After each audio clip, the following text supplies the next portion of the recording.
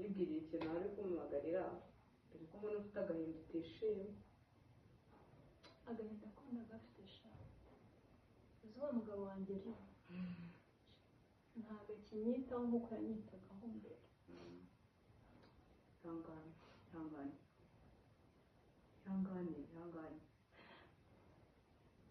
Ihangane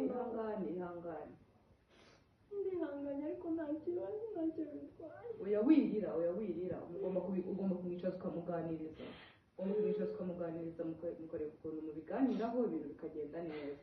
Ahari ushobora kuba wowe nawe ibyo uri kumva amabwire ntabwo ari amabwire nanjye. oya ihangane uko yankundaga mbere ntabwo ari ko akinkunda. ihangane ndabizi neza uriya n'umugabo wawe azakugarukira kabone n'ibyo waba uri kumva byose biriya byose ni amabwire. nta kibazo. ese urafata iki ko ntageze nanakwakira? ji n'amazi.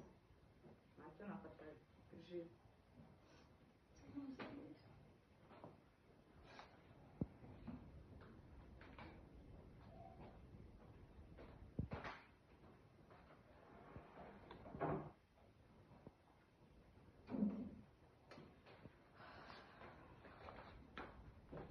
gusa ntabwo akinyitaho nk'uko yanyitagaho mbere. oya ndabizi azabikora. ese mama ameze neza? mama aho ngaho ameze neza murakoze.